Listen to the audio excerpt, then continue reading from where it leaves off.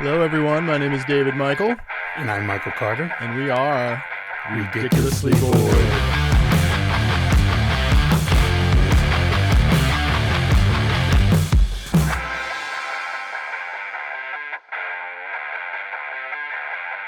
Good morning, Michael. It's episode number 34. How are you doing this week?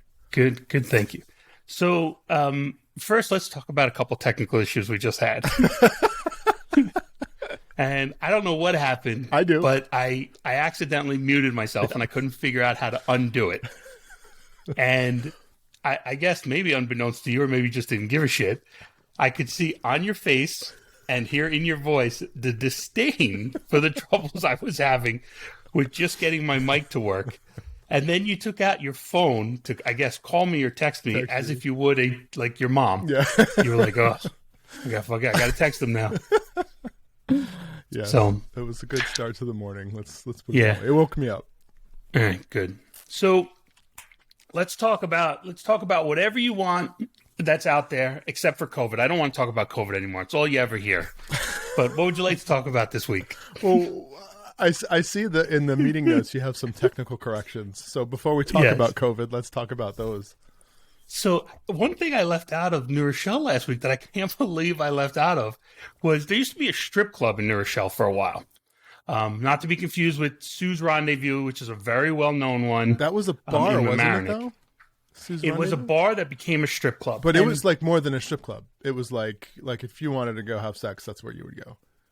that I don't know, because they never did that. And if it was that and I missed out, damn. Would have lost my virginity many years earlier. Then what, 34? Yeah, instead of 40. No. So they converted a bar to a strip club. So can I ask the question? Where? Sure. Where in your show? Ironically, right near the church, not too far from the church. Which church? Blessed Sacrament? Blessed Sacrament, yeah. So when did this happen? I think probably after you went out west. Was it where Crazy Horse was? It was either where Crazy Horse was, or I think the little bar area was called like Illusions, the one that was right near the church, I think. What about, no, Center Fields was also right near the church. But they probably renamed it like 5 times. Yeah, I don't think it was Centerfield. So the reason why I think it was after you went out there is because I was in college. Okay. And so I went to the strip club, and it wasn't a teacher, almost like Varsity Blues, though. It was somebody I was in fucking class with, was up there stripping. Nice. So it was like really awkward, kind of like that. Okay, I'll see you in calculus on Monday then, huh, I guess? Let's be realistic. You never took calculus. Yeah, I had to in college, unfortunately. It was Calculator 101, that's what I called it. Yeah, it was horrible. So yeah, I can't believe I left that out last week. I thought about it later. That's funny. I can't believe that happened after I went to college. Yeah, no, see, you're saying you would have lost your virginity earlier, too.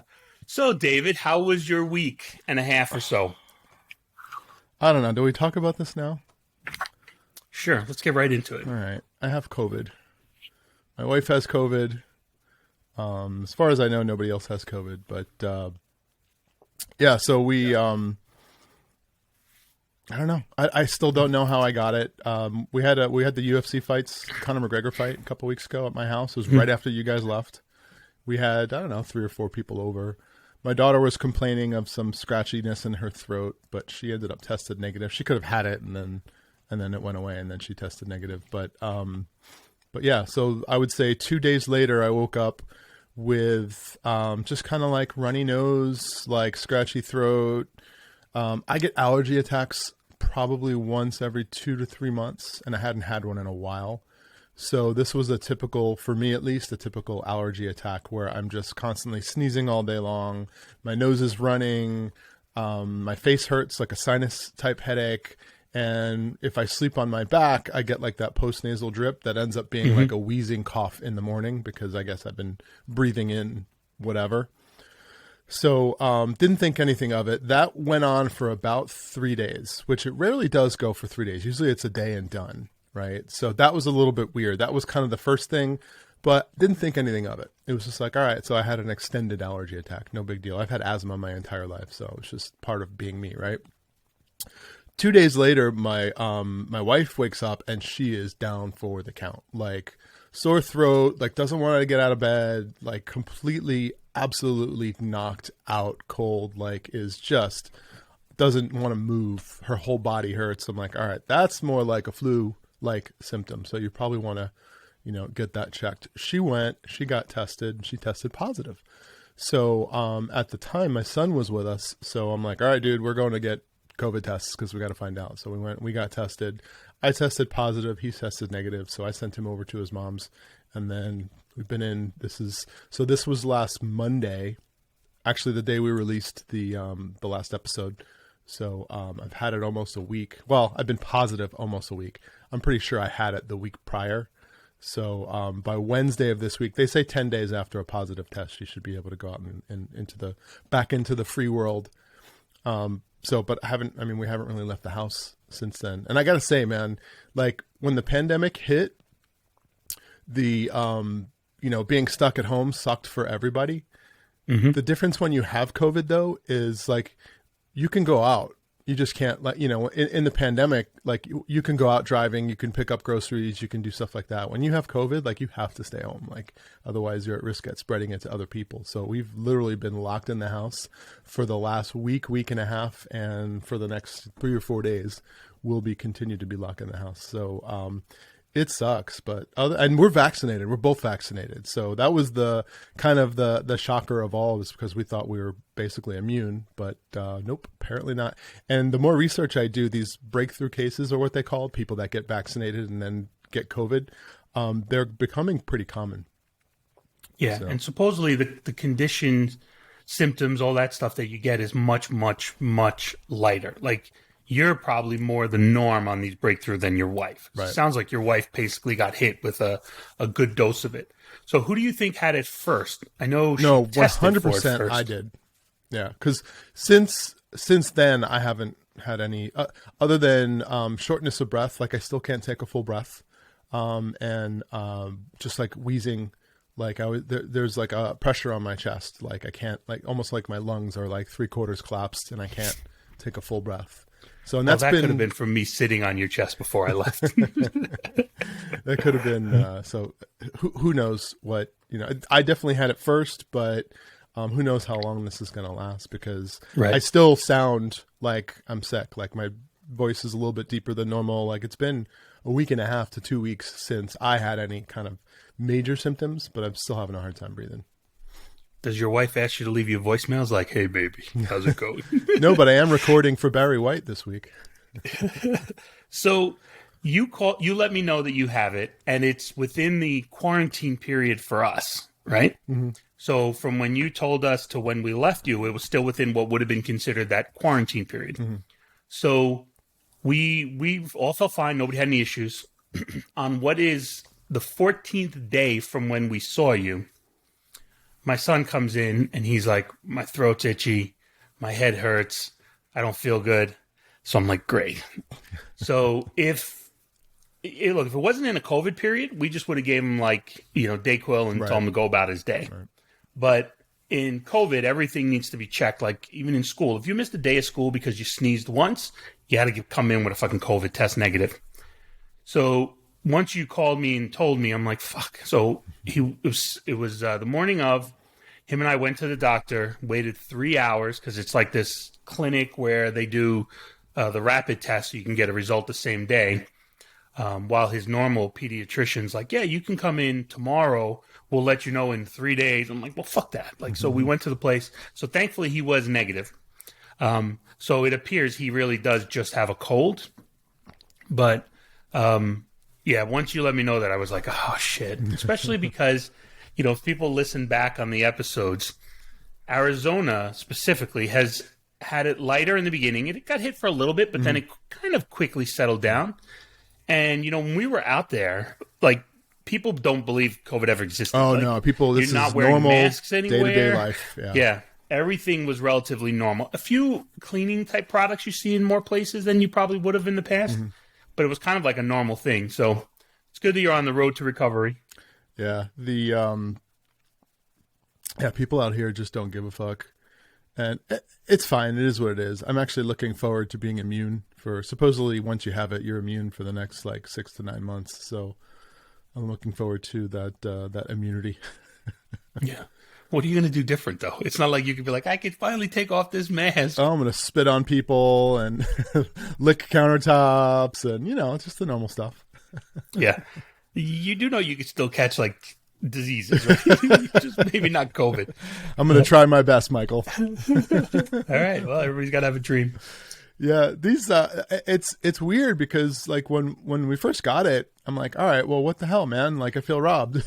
Went out, I did my civic duty, I got the vaccines, like everybody said, you need to get vaccinated, and I started doing this research, and I mean, as we speak right now, all 50 states are rising in their COVID cases day after day. So if you actually look at like the COVID reports, like.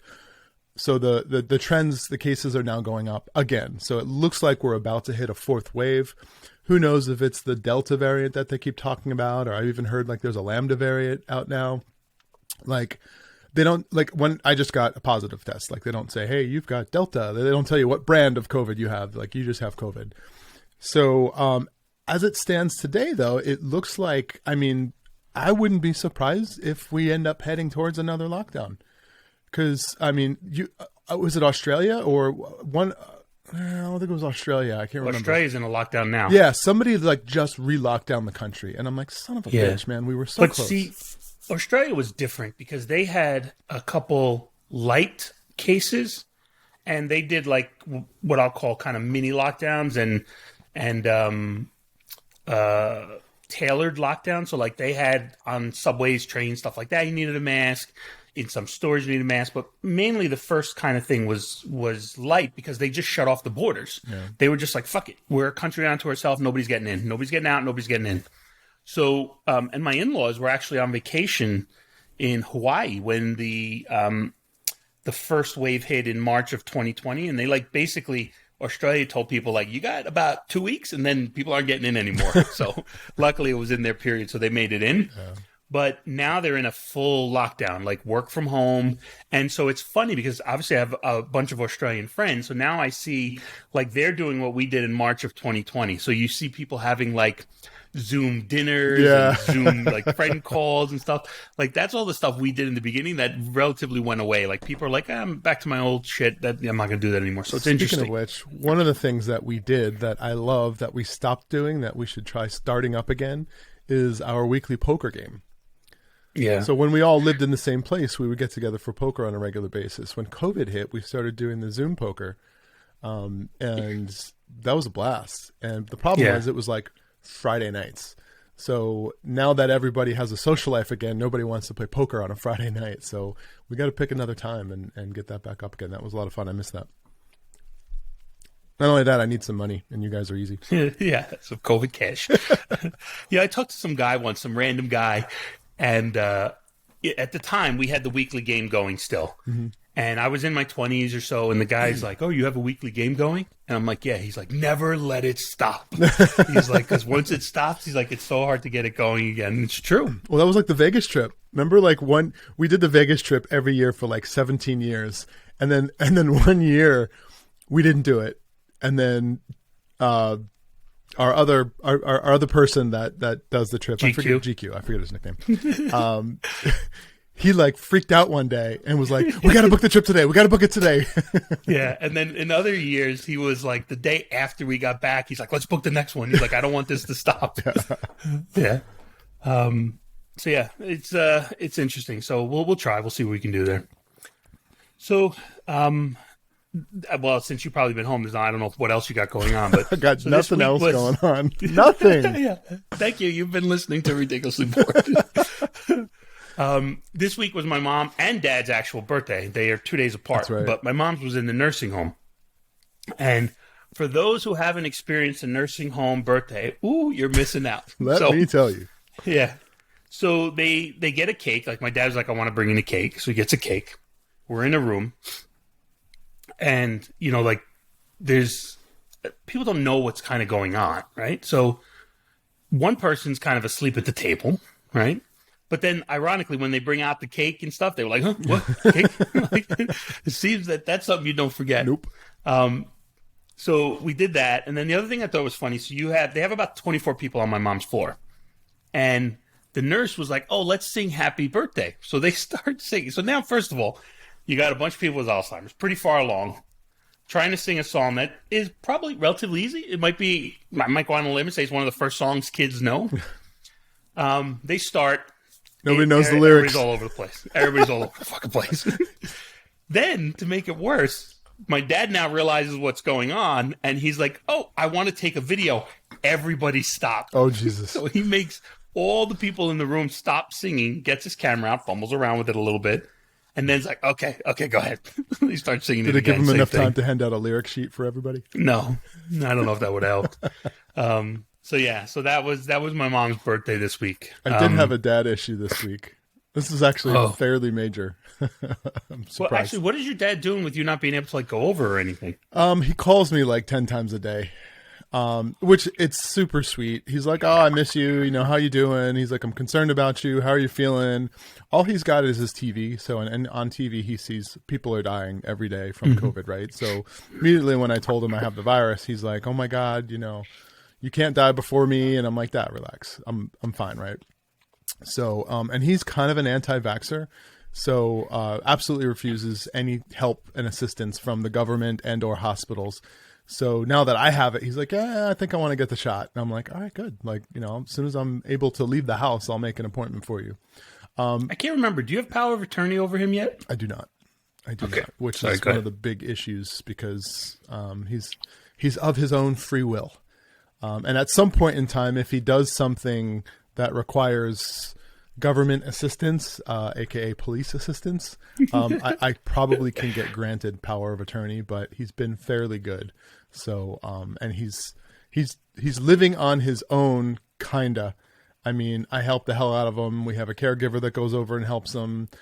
He's not doing his laundry. He hardly cooks his meals. He leaves food out all the time and it spoils. And I don't know how he's not sick, but I've been trying. I've called every government agency known to man to try and get him help. And they're just like, "Look, he's not far enough along yet. There's nothing we can do," which I think is bullshit, right? So what has to happen? He has to either kill himself or harm someone else before you go, "Okay, it's time. We'll jump in and help." Whatever. Don't get me started on that. Those are the things you always hear. Like, they wait till it's too late. Yeah. "Oh, you know, we called you 17 times that the neighbor was beating their kid and now they killed the kid." And they're like, "Well, we probably should have took the kid away." Like, yeah, you think? Yeah. So anyways, don't get me started on that. So anyways, you know, I talk to him all the time. I do like Instacart for his groceries now because I can't go get them. So I've just been like, they drop them off. The risk in that is he doesn't put them away. So I'm like calling him like, "All right, the groceries are at the door. Okay, open the door. Like, take the bags in, put them in the kitchen, put them on the counter, take the frozen goods out first, put those in the freezer." Like, it's just overkill, right?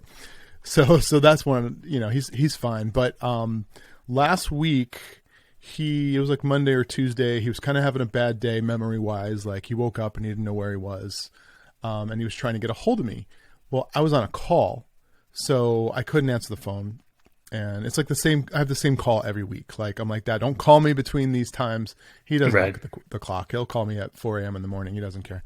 So I'm like, I can't answer the phone. So I just put it on mute and I'm just like going on about my business. And like, I'm presenting in the call, right? So it's not like I can be like, "Hey everybody, hold on a second. I got to get this." No.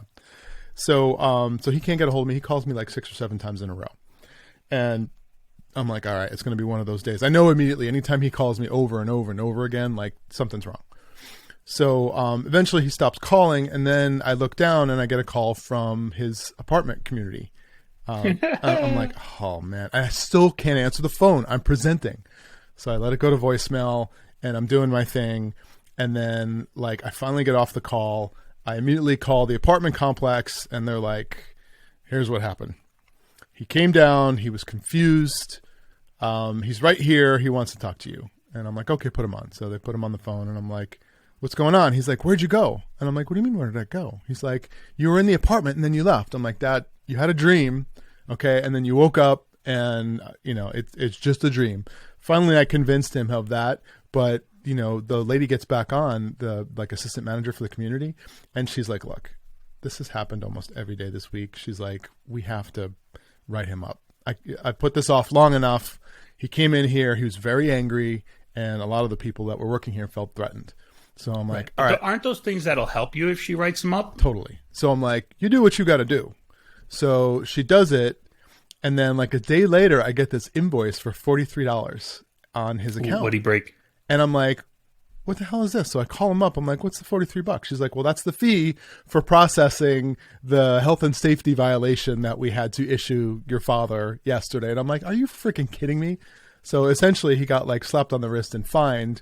They haven't sent me the actual violation yet. So I still don't know what rules he broke or what happened. But, you know, at this point, he's basically on the path to eviction. So I called him up and I told him, and I'm like, dude, like, you need to stop leaving your apartment and just stay in there and don't go to the front office anymore. He was going to the front office like every day. So, and I explained to him, I'm like, look, here's what happens. If you get evicted, okay, I'm not going to move you into another apartment complex because you're just going to do the same thing there. And not only that, it's a new place. You're going to be lost for the first couple of months before you get used to it. He's been here a year now, so he kind of knows where everything is. I'm like, this is it. Like if you get booted out of here, it's into a nursing home or nothing. Like those are your options. So nursing home for him is like the big no. Like, oh hell no, I'm not going to a nursing home. So like hopefully that's enough to kind of persuade him to keep his cool and not piss anybody off. But who knows? Well, when you've said before that he's talked about like, I'll just go back to Nurse Shell. I'll go back to Nurse Shell. And when I was there, that was one of the things he was telling me. He was like, you know, I'm only here for a little bit and then I'm going to go back to Nurse Shell. Like, look, I don't know what the fuck he sees in Nurse Shell. I think it's just, you know, the memories, and I've been there and all that stuff. I'm going to have him listen to our last episode. Yeah, exactly. Or maybe this one with the strippers. Yeah. Like, I'm going. My bag's packed. So I'm going to take a minute here to talk about these paper pushers of the world. And the fees and paperwork and all the shit that goes along with it is so frustrating because, like, when my wife came over, she came over on a visa, and it was pretty expensive. And then any time we did anything, was it a K1? Literally, it was a K1. Yeah. No, it was fiance visa. I don't know K1, yeah, I think it's L1. K1. I watched 90 Day Fiance, so I'm an expert in all things that have to do with visas and international guests. He also wanted to see how my wife and I met. And so, like, the fucking, to them to push paper, and I mean literally one as simple as change of address. You had to send in a new form. This is what the form had.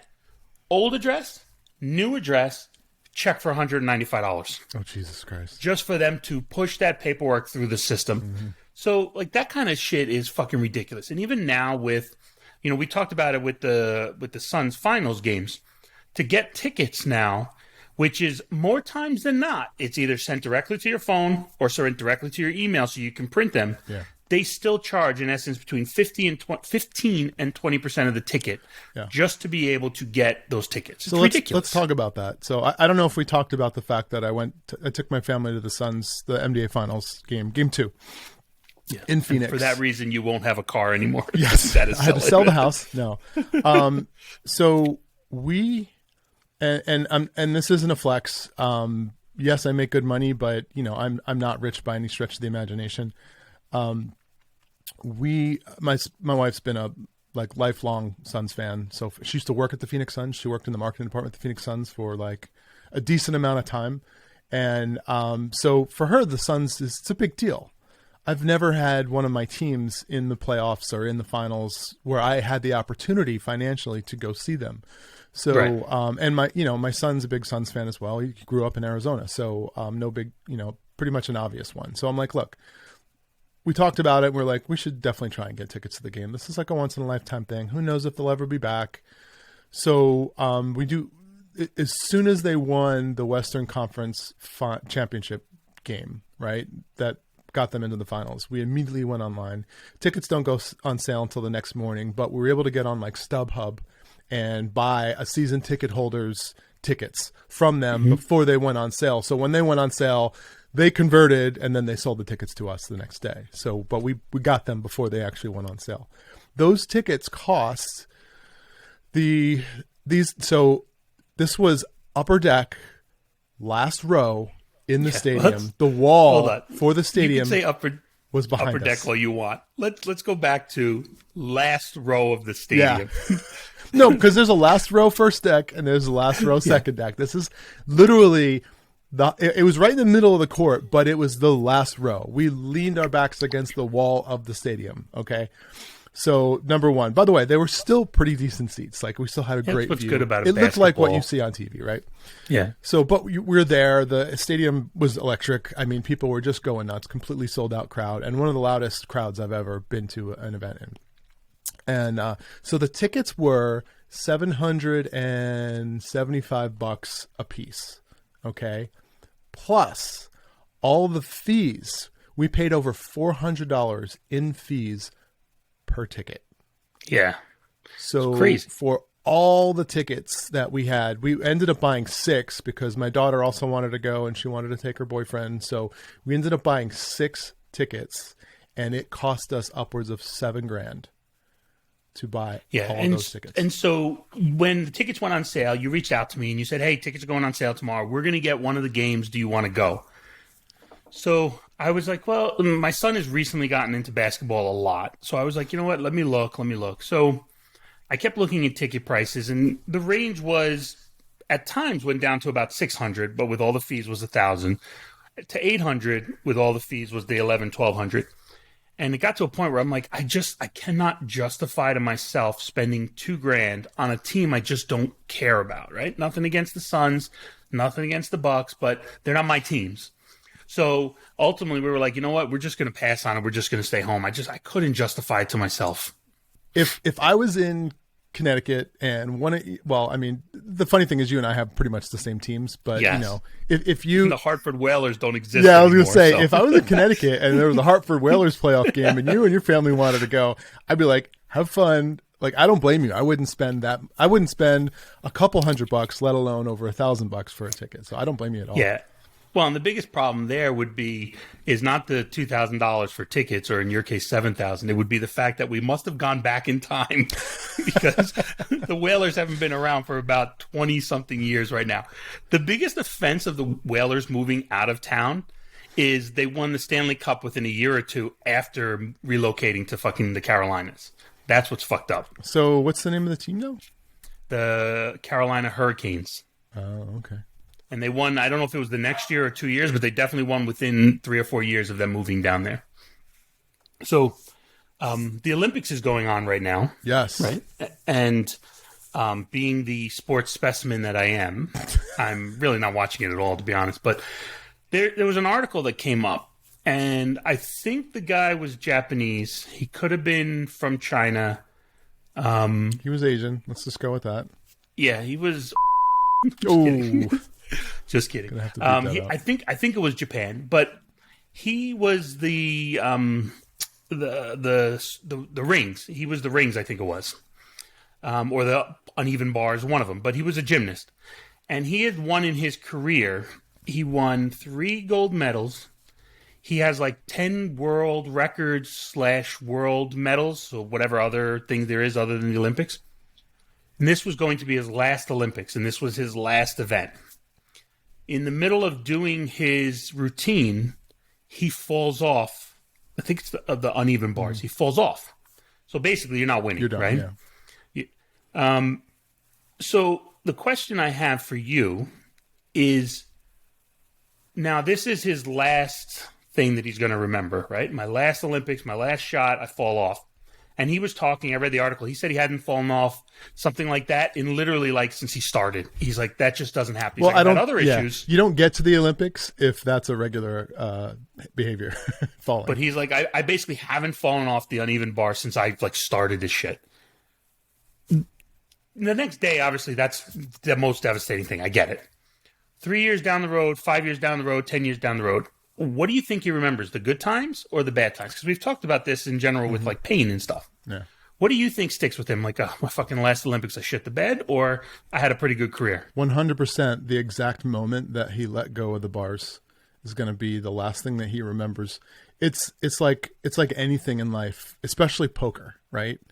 I've had so many hands where I beat the shit out of somebody and got lucky. I don't remember any of them. I know I had them because it happens. Mm-hmm. All I remember are the hands where I had pocket aces and some idiot calls me with a 2-3 offsuit and wins the hand with a straight, right, on the river.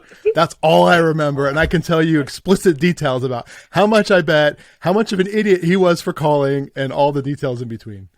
So that reminds me of the story in Vegas where We fly out. So you drive out. So you guys can essence and leave whenever you want.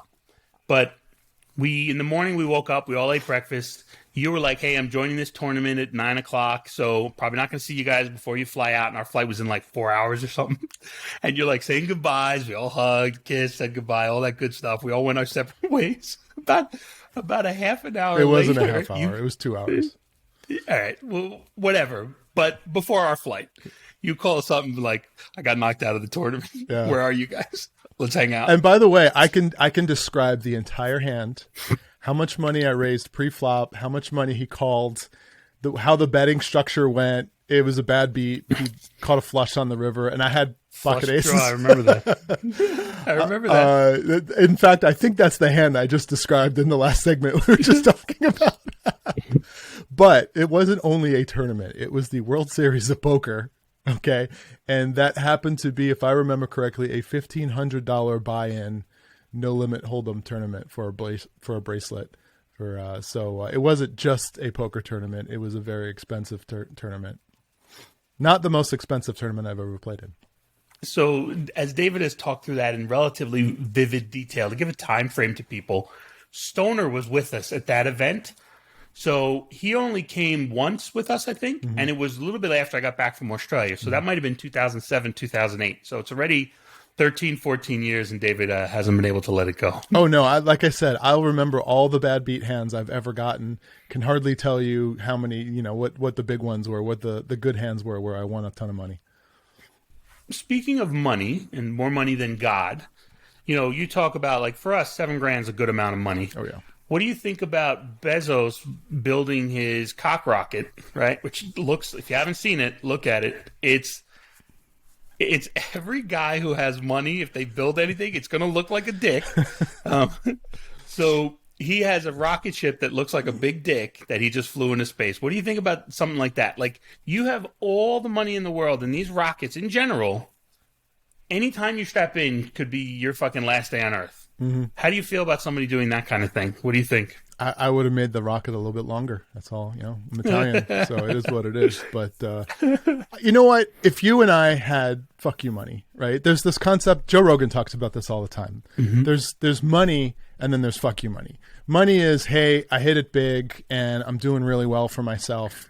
Fuck you money is, you know what? I'm going to go buy the place that you work at, and I'm going to fire you immediately because you're a dick. That's fuck you money. And Jeff Bezos has more fuck you money than anybody on the planet, arguably, other than Elon Musk, who also built a spaceship and is getting ready to go. Or Richard Branson, who also built a spaceship and just went to the edge of Earth. It's literally super rich people having spaceship cockfights right now is what it's turned into. But, all right, so let's go back to my example. If you and I had fuck you money, would we do this? I don't see. Look, I've bungee jumped, right? And I'm willing to jump out of an airplane, right? So, like, I think those are, in my head, more reasonable risks of something that could happen. Like, I won't bungee jump from a place that, you hear about people like, oh, on Saturday mornings they set this up on a bridge and people jump. That I'm not doing. I also am a big believer. I don't like going on carnival rides that they set up on Friday and they take down on Sunday, because I'm thinking some quality control is lost in that weekend process, right? So I think I probably would build it because it's like, it's awesome. It's different. Nobody else is doing it. Well, other than the other fucking rich billionaires, but nobody else is doing it. But I don't know if I would have the balls to go in it, considering how many rockets have like blown up, space shuttles burned on re-entry, things like that. Would you do it? Not only would I do it, you'd ride it like a cowboy. I would bring all of my friends and we would play poker in the International Space Station. That would be poker night. I'd be like, guys, we're going on a boys trip. It's going to be a little bit far away, about 120,000 miles away, but we're going to go up and we're going to have a good time. I would do it, and I would probably have strippers and bartenders and the whole works. So here's the thing, though, right? So you do that. Let's say you do. Let's say we actually did that. How do you have a normal fucking poker game a couple weeks later? Or you don't. You can't ever have a normal poker game after that. Like, it would ruin your day to day. Yeah. So yeah, I thought that was interesting. It's just the way it looks and everything. Yeah. So speaking of strippers, I think we need to do this segment because we're getting up in time. Okay. So we had a request for me to do a fact and a falsehood. Yes. And to tell you the stories, and you guessed this time. So the theme I chose for this one is bachelor parties in Vegas. All right. All right. So for everyone that knows the rules, I'm going to tell two stories. One of them is true. One of them is not. Michael is going to try to guess them. He's allowed to ask one or two reasonable questions about each story before he makes his final guess. All right. Got it? Let's do this. This is good. It's interesting being on the other side of the coin. It is. All right. Story number one.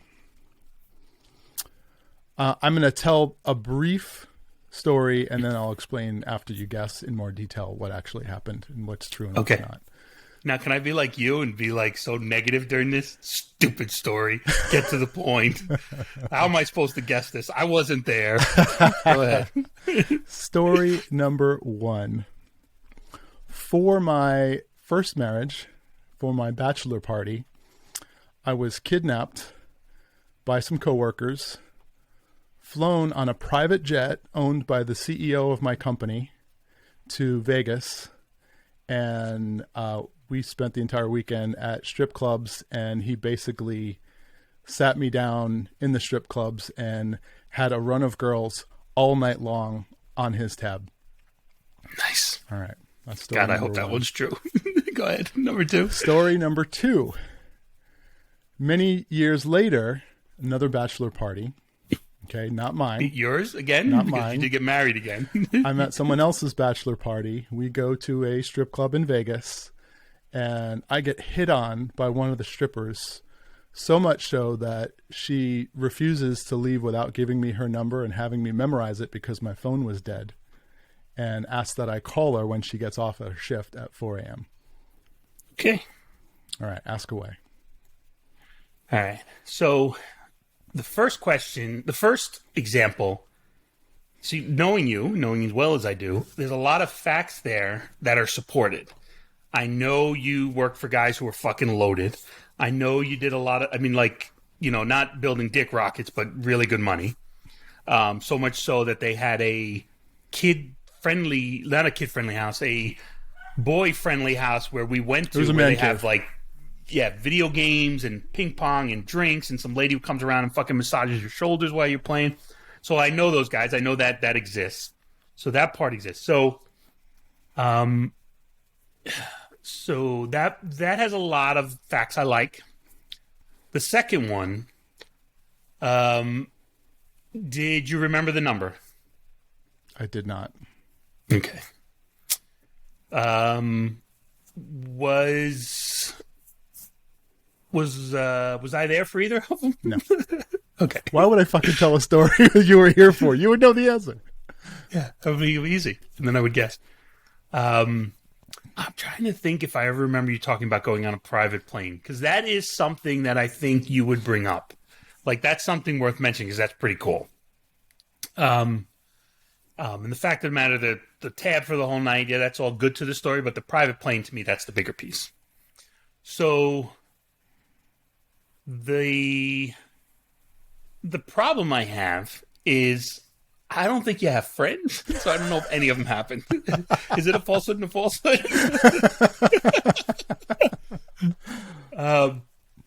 So here's the thing. I think the phone number one is false for two reasons. One, I think you actually, if she had given you the number, you're good enough with that stuff that I think you would have remembered it. And two, I don't know the timing on that, but I just feel like that's one that'll get you in trouble if that one's real. So I'm going to say the second one's false, and you were on a private plane. Okay. You would be wrong. You did exactly what I did for every one of your stories. You picked the right answer, and then you talked yourself out of it. The private plane did not happen. Although he did have a private plane, we flew Southwest, and they made me wear like this smock that said like, I'm getting married. And it's funny because when we were on the plane, like there were, it was like another bachelorette party, like on the plane. And because I had this I'm getting married thing, like the entire trip from Phoenix to Vegas, it's all like we were just, everybody was buying everybody drinks. By the way, if you've ever flown from Phoenix to Vegas, it's literally a party in a bus, right? Because everyone is so excited. They're going to Vegas. It's a 50-minute flight and the drinks are flying. Everyone's hammered, laughing. It's literally like you're in a bar for 50 minutes. Yeah. The flight to Vegas is one of the happier flights you can ever be on. The flight from Vegas tends not to be. Quiet as a motherfucker. Nobody's saying a damn word. Everybody's either hungover or broke. Or you hear people saying things like, how am I going to tell my wife? Yeah. So the first story is 99% true. We did not fly over on a private plane. He did not, although I don't know who paid for all the strippers that we had, but he did not. He did sit me down next to him and said, he was going through a divorce at the time. And he was like, are you sure you want to do this? Yeah. And this isn't like a small company. This is a Fortune 500 multi-billion-dollar corporation with, I think at the time, like 4,000 employees. So it wasn't a small company by any stretch of the imagination. So definitely an awesome experience. I'm still friends with the two brothers that own the company. They're awesome guys. And speaking of people with fuck you money that don't mind spending it, those guys never hesitated to spend money on their employees or their friends. So love those guys to death. So that's story number one. Story number two, I don't think I ever told you this. Mostly because I was so blitzed this night, but I'm at a bachelor party. We go to a strip club and immediately like there's like 10, 15 of us. Right. And I'm okay. Look, strip clubs are fine. All right. They have their purpose, whatever. Usually not a fan. Cause as soon as you walk in, I feel like you just get bombarded with people wanting money and that's all they want is money. Right. So it's fake. It's like for all those reasons, I'm just not a fan. It's the reverse of a girl walking past a construction site, right? Yeah. No, because a construction site's like, "Ooh, baby," ooh. And when you walk in there, you're just a mark to them, right? Oh, you're 100%. Just a good amount of money. You know damn well that they could care less of anything about you or your looks or anything. They would just want your money. So, not a fan. So, we're there, and everybody like I remember ordering a drink. I go to the bar, I pick it up, I come back, everybody's gone. And I look around and I see all these guys being let off by women, right? So they're all going to get their lap dances. And I'm like, you know what the hell, man, right? So I'm sitting there by myself, drinking my drink. And of course, one of these ladies walks up to me and she's like, hey, why are you so lonely? Blah, blah, blah. The exact rehearsed story that she's probably said 1,000 times to 1,000 different men in the past week. The calf has been separated from the family. Right, That's what right. She's It's like a Nat Geo program where I'm about to get Did you hear slaughtered. knives sharpening in the background? Anyways, so she's super attractive and she's like, hey, you know what? Why don't you let's go get a dance or whatever. She's like, the first one's on me. I'm like, all right, fine, whatever. So we go, we do the thing. I give her, we do a couple dances. I give her some money. And then she's like, hey, you're really cute. She's like, what are you doing later? And I'm like, what? Like, she's like, well, what, I get off at 4. What are you doing? And I'm like, I was so complete deer in headlights. Like, what the fuck just happened? Like, this doesn't happen in strip clubs. Like, what the hell just happened? So she's like, all right, look, I can't pull my phone out. I can't take your number down. She's like, and I'm like, look, my phone's dead. And it was. She's like, here's my number. I want you to memorize it. So she gives me her number and I'm like, okay. It's still at this point, I'm just completely baffled. Like I have no idea what's going on. Right. So anyways, she goes off, does her thing. I go back, find the boys, we spend another half hour in there.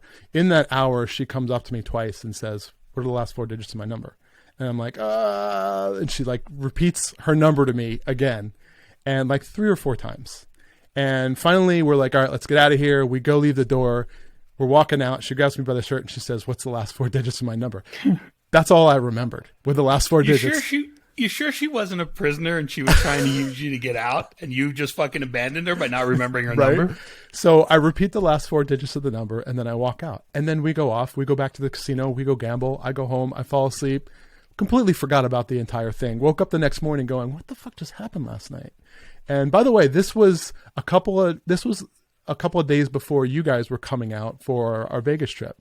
So I think the next I remember day, one year that we met you. You were at a bachelor party. I remember that. The next day, you guys flew out. So, and then like, it was like, whatever. So, but yeah, a totally true story. I have no recollection of how or where I ended up in that scenario. Didn't remember the number, had really no desire to remember the number, but it was pretty funny. She should have sung it to you like that old song, 8675309. Right? That fucking song's like 30 years old, 35 years old. Yeah. That's the way you remember things. I couldn't tell you her name, her stripper name, what she looked like. Definitely still couldn't remember the last 4 digits of her number. Yeah, it's good that you mentioned both because she had a name and she definitely had a different stripper name. Like Tiffany or Amber Cinnamon. Or whatever. That was not her given. That was not on her birth certificate. Let's put it that way. All right, great. You did exactly what I did. You got the right answer and then you talked yourself out of it. That's a stupid game. Though it does make me long for Vegas. And so a couple weeks from now, David and I are actually getting together in Miami for a few days. Because we haven't seen enough of each other. Yeah. And hopefully you'll be out of COVID by then. Otherwise, you can stay home if you don't mind. No, dude, I'm immune for the next 6 to 9 months, according to the CDC. So, yeah, Miami won't be a problem. Good.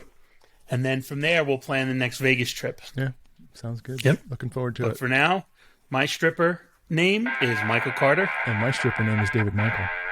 And we are Ridiculously Bored.